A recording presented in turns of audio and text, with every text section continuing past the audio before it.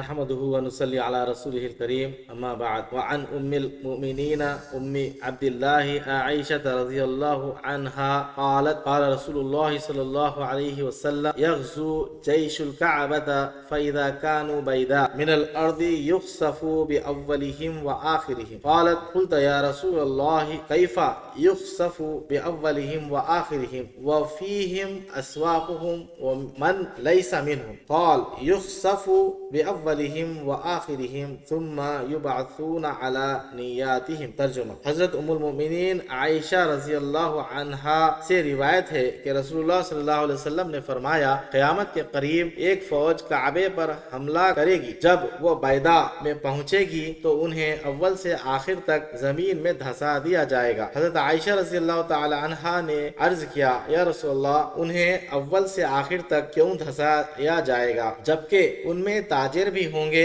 اور وہ لوگ بھی جو ان فوجیوں میں سے نہیں ہوں گے۔ آپ صلی اللہ علیہ وسلم نے فرمایا، اول سے آخر تک سب کو دھسا دیا جائے گا، پھر قیامت کے دن انہیں ان کی نیتوں کے مطابق اٹھایا جائے گا۔ حضرات، یہ حدیث قیامت کی ایک بڑی نشانی کو بیان کرتی ہے۔ رسول اللہ صلی اللہ علیہ وسلم خبر دیتے ہیں کہ ایک زمانہ آئے گا جب کعبہ شریف اللہ کے اس عظیم گھر پر حملے کی کوشش کی جائے گی۔ یہ فوج جب مکہ و مدینہ کے درمیان ایک مقام بیدا پر پہنچے گی تو اللہ تعالیٰ ان سب کو زمین میں دھسا دے گا۔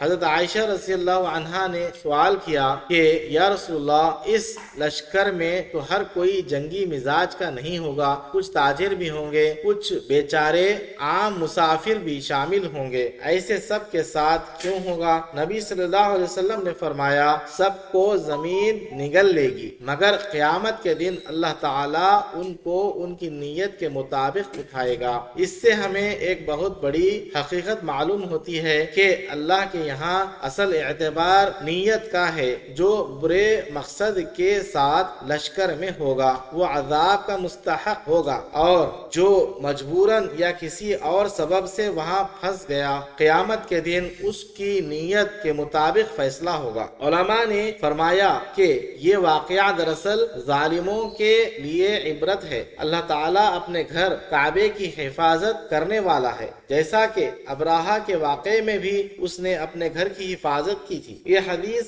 یاد دلاتی ہے آخری زمانے میں فتنوں کا دور ہوگا، بڑے بڑے دل دہلا دینے والے واقعات رونما ہوں گے۔ انسان کے لیے اصل سہارا اللہ کی ہدایت اور ایمان پر جمع رہنا ہے۔ اہل علم نے خاص طور پر اس پر زور دیا ہے کہ حرم شریف کی عظمت ہر زمانے میں باقی ہے، اس کے احترام میں کوئی کوتاہی نہیں ہونی چاہیے، اور سب سے روشن سبق یہ ہے کہ ہر عمل کی بنیاد نیت ہے۔ انسان کو چاہیے کہ اپنی نیت ہمیشہ درست اور خالص اللہ کے لیے رکھے، کیونکہ دنیا میں شاید حالات کی وجہ سے ایک جیسے انجام نظر آئے، مگر قیامت کے دن اللہ ہر ایک کو اس کی نیت کے مطابق اٹھائے گا۔ نیت کی درستگی کی دعا: اللہم اصلح لنا دیننا الذی ہوا عصمت امرنا واصلح لنا دنیانا التي فیہا معاشنا واصلح لنا آخرتنا التي الیہا معادنا واجعل الحیات